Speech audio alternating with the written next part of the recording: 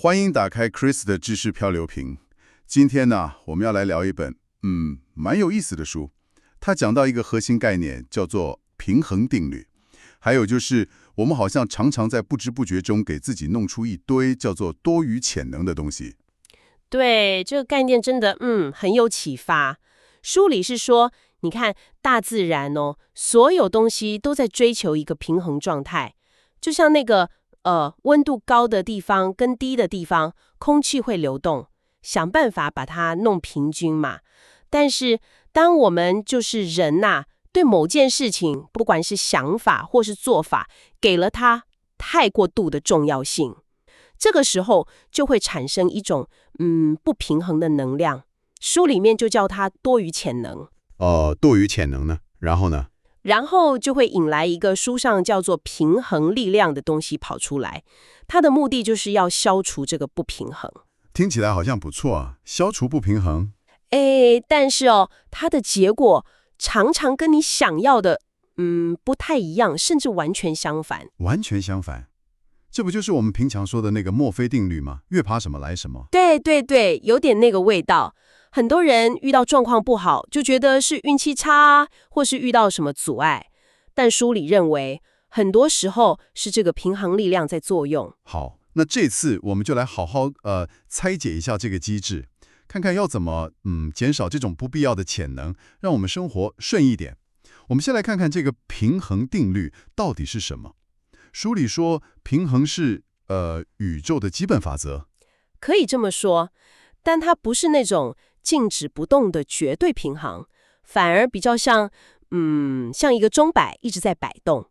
你看，有白天就有黑夜，有涨潮就有退潮，生跟死也是一种循环。整个世界就像很多个互相影响的钟摆在那边荡来荡去。像钟摆一样。那多余潜能呢？它是怎么来的？就是当你对某件事或是某个评价看得太重的时候，不管你是有去做什么，或是只是在脑袋里一直想，你的想法其实是有能量的，会往外散发。当你给某个东西过高的价值，就在那个无形的能量场里制造出一个不均匀的地方，一个疙瘩。能量场里的疙瘩，这个听起来有点抽象。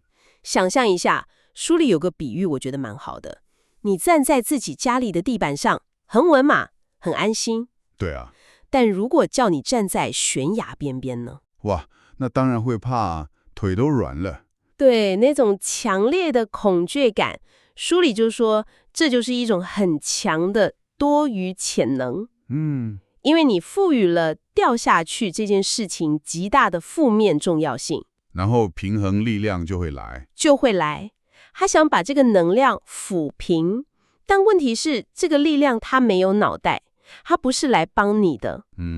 它只是综合能量，所以结果呢，搞不好是把你往后拉回安全的地方。那很好啊。但也可能就把你往前推下去了。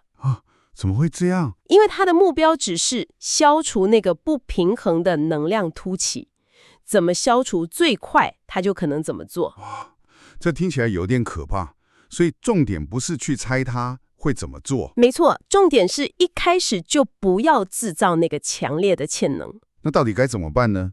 听起来好像很难控制。书里给了一个核心原则，我觉得蛮关键的，叫做照顾但无需担忧。照顾但无需担忧。这是什么意思？尽力就好，不要想太多吗？差不多是这个意思。就是说你该做的事情还是要认真去做，要小心谨慎。但是呢，心里面要保持冷静，不要一直去烦恼那个结果，不要把得失看得太重。听起来有点像尽人事听天命的感觉。有一点像，但更强调那个不要过度担忧的部分，因为担忧本身就在制造潜能。书里还提供一个工具，叫做内在守护者。内在守护者听起来好像什么角色扮演游戏。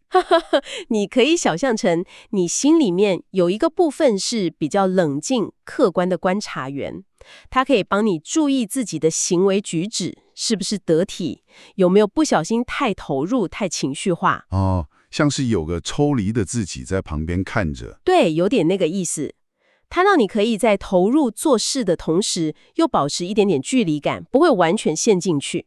这样做的好处是比较不容易被情绪带着走，也比较不会卷入一些不必要的麻烦里。了解，是最根本的方法，还是书里一直强调的？减少重要性，对，这真的是核心中的核心。书里甚至说，我们生活中大部分的问题根源都是我们自己给了事情过多的重要性。没错，当你觉得天哪，这件事太重要了，成败在此一举的时候，那个潜能就飙高了。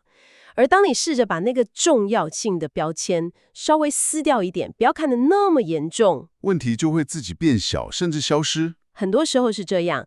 书里认为，这不是要你摆烂，不是要你不在乎，更不是压抑情感，而是要有意识的去调整你看待事情的那个态度。态度，因为情感是来自于态度。对，你的情绪反应往往是根据你对这件事的态度来的，而你的态度又被你赋予它的重要性程度所决定。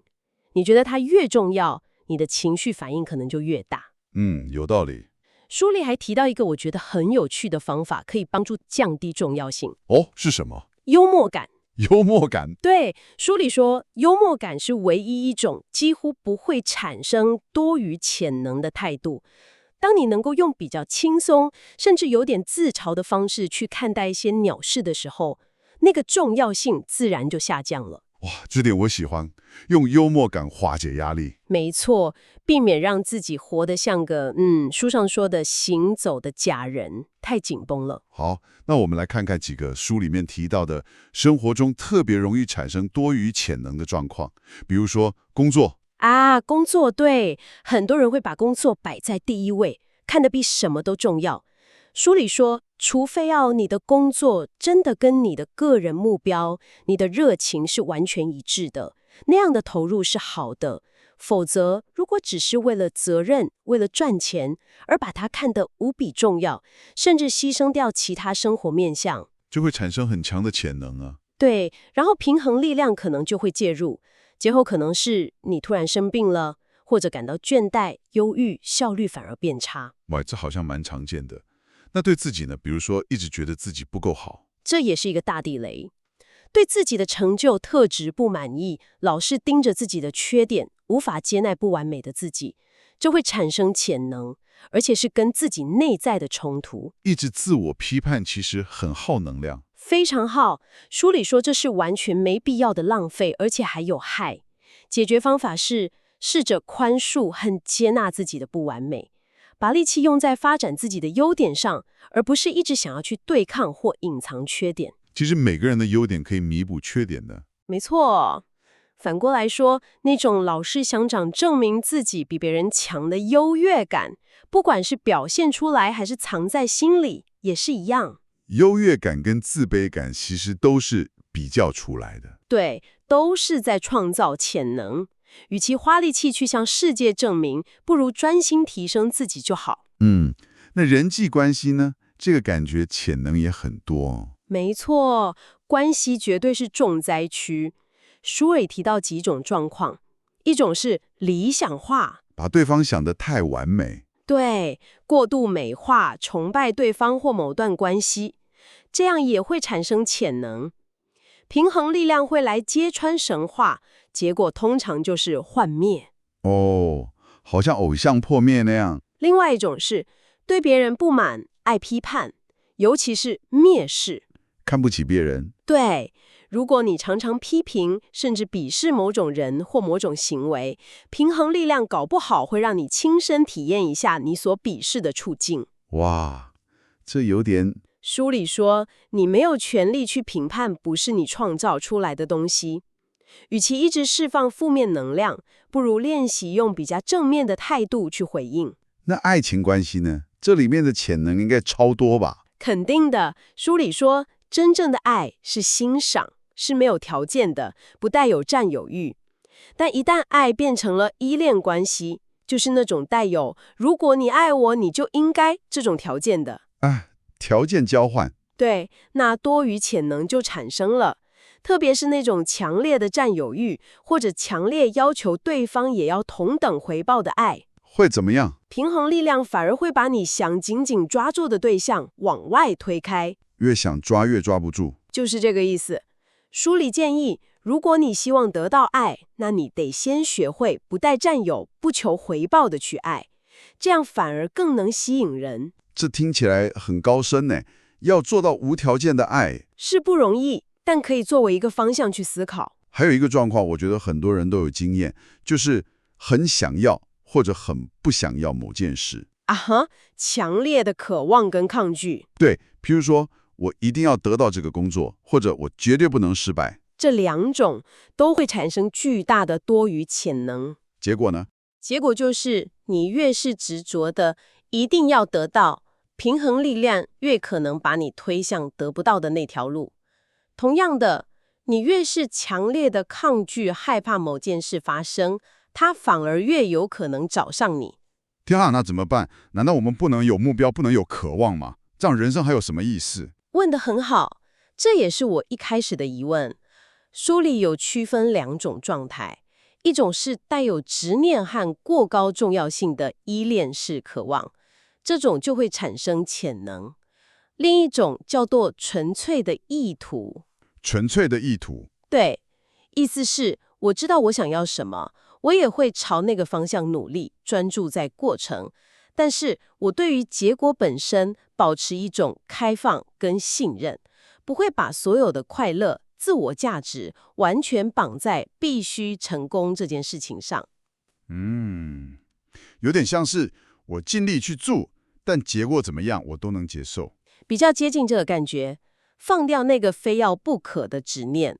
书里说，成功的愿望需要从渴望转化为不带重要性的纯粹意图，这样愿望才比较容易实现。对，因为你移除了多余潜能这个最大的障碍。那金钱呢？大家都很关心钱吧？担心钱不够用，或者很怕失去钱。没错，金钱也是一个很容易产生潜能的地方。书里说，过度担心钱不够或是害怕失去，这种强烈的匮乏感或恐惧，反而会把你拉向财富减少的生命线。那该怎么办？难道对钱要无感吗？也不是，书里认为金钱本身不该是终极目标，它比较像是你朝着你真正的人生目标前进时一个伴随而来的属性。哦，像是一个副产品。对，像个附带品。当你专注在实现你的目标时，金钱通常会自然跟着来。对待金钱的态度应该是谨慎、尊重，但也要舍得花用，让它流动，而不是死守着。过度囤积也会产生潜能。是的，因为那也是一种过度重视和害怕失去的表现。还有一个罪恶感，书里说这也是纯粹的多余潜能。没错，罪恶感，不管是真的做错事，还是只是觉得自己应该要怎样而没做到，都会引来平衡力量的惩罚。惩罚是指不好的事情发生吗？可能是，所以书里强调要放下罪恶感，给自己做自己的权利，这很重要，才能摆脱被操控或者走上负面的路。了解。最后还有一个，追求完美。完美这件事情看得太过重要，平衡力量又回来捣乱。没错，可能会让你变得吹毛求疵，对自己对别人都很苛刻，变成一个暴君，结果反而离完美越来越远。甚至可能最后什么都搞砸了，被踢出局。听起来好像我们生活中到处都可能不小心制造出多余潜能。真的，所以书里才一直强调，实现愿望唯一的障碍就是我们投射出去的那个重要性。不管是对内在的，像是过度自责、自卑，或反过来自大、优越感，还是对外在的，像是过度看重结果、别人的看法、金钱、关系等等。只要能放下这些过度的重要性，把渴望转化成纯粹的意图，你就能得到真正的自由选择。自由选择。对，意思是你不再需要一直跟那个看不见的平衡力量对抗拉扯，你会有更多的能量，可以有意识地去做选择，去创造你想要的人生，而不是被各种潜能和摆锤牵着鼻子走。这让我想到书里有句话印象很深刻，他说不要试图去克服障碍，而是去降低你赋予障碍的重要性。对，这句话总结得很好。重点不在硬碰硬，而在于转化你看待它的方式。这个观点确实很值得我们好好思考一下。对啊，大家不妨现在就可以想一想，此时此刻你的生活里有没有哪一件事情，你可能正赋予它，过度的重要性呢？好，那今天的分享就到这里，别忘了把这瓶知识飘向下一位朋友，咱们下一集见，拜拜。拜拜。